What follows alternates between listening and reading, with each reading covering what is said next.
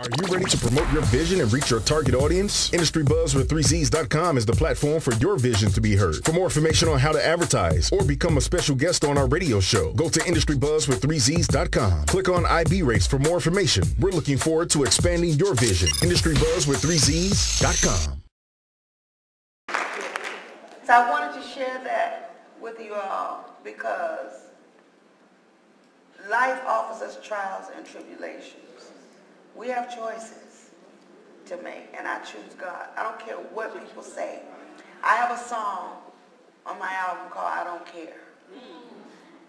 And it goes, I don't care what people think about me. I don't care what people say about me. To all of my haters, yet still I rise. I want to thank you because I recognize without you I wouldn't be relevant. But because of you, I know I'm heaven sent.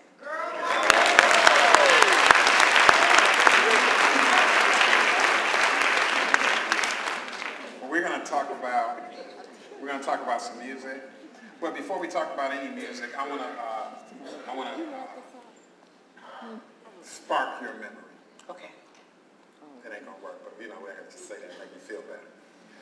The first time I saw you was.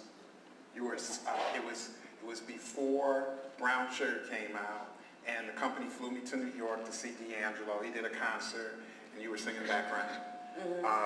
But the first time I met you, I was working with a group of retailers here in Chicago when we had a lot of stores, called the United Music Retailers. And you came in, it was you, well, it was Vertical Hold, it was Chris Bodie, and somebody else, and we invited our customers to come down and see you. You sang, and then I met you. You came in here for something, and you gave me your phone number. And I called somebody at J Records, and well, it wasn't J Records then.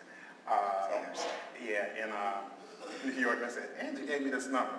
It's got the wrong area code. What you doing today? They said, no, that's the right number. That's the right number. But I never called you. But I knew you were waiting for me to call. Because, and I should have. Actually should have done that. Because, I don't know this about her, I got to be able to tell you. I've done this event, The Experience. You are my 48th experience. Wow. We've done a ton of people. We did a live recording with Vanessa Bell Armstrong. That's her new album. It's called The Experience. But the first person, this you need to know, the first person I ever asked for, calling a label, me, feeling very full of myself because I know so many people. First person I asked for was you. I didn't get you. It took me to the 48th time. So I'm glad. But the devil don't play fair. But you know what? I never give up. And if I want somebody, I know sooner or later it's going to happen. That's right. And it happened because I wanted you for... I wrote all this down. My first experience was August 21st, 2002. I asked for you in October of 2001. So finally what I did, everybody was turning me down. And finally what I did was I called Will Downey because I know him, and we worked it out and we did that. But it's important to me, and I really don't tell people this, because I just tell everybody he was the first one. But you were the first person I asked for, because I was like... But had you got me then, you wouldn't have all this story. That's true. My experience would not have been as broad. But you were like, I was like, I think you wanted me probably because I was with D'Angelo and you wanted to talk. No, you know what, seriously, I don't ever do that. I'm just teasing. I can tell you on your first album, I was going to bring it, but I thought you would think it was kind of nasty. I have this pic. You remember on your first album, the Angie I used to really love with the hair. With the afro, yeah. Yeah, I still got that. You know what? I wore that afro for 10 years. And everybody's so angry with me, like, oh, I like the afro. I mean, a girl likes to change her hair sometimes. I mean, how many of you can, say, I want to be long, I want to wear short. Everybody's forgotten I wore bobs with Vertical Hold. That afro was so defining that people like, oh, I like the Afro better. I don't. But yeah, they made you a little pick. I think when I gained weight and the Afro made me look bigger, I used to walk past the mirror and just cry. You look really good, though. Have you looked at yourself lately? You're looking very good.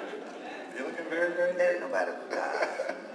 So we should probably, this might not be the beginning, because I don't know when you started doing, and we should, I want to see if you remember what you did. I mean, I know you remember, but if you remember the song. You made some money singing jingles. And from what I read, Budweiser kind of like paid a few bills for you. Oh, yeah. Singing those jingles.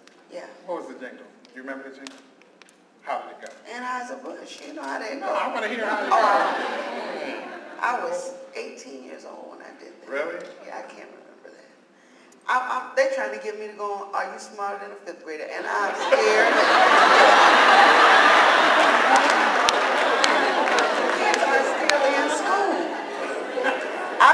We got the game at home, and I'm having a hard time with just the computer game.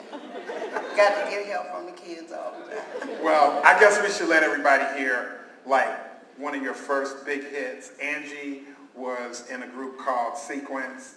I don't know if you know, but let's listen to a little bit of Angie from Angie B.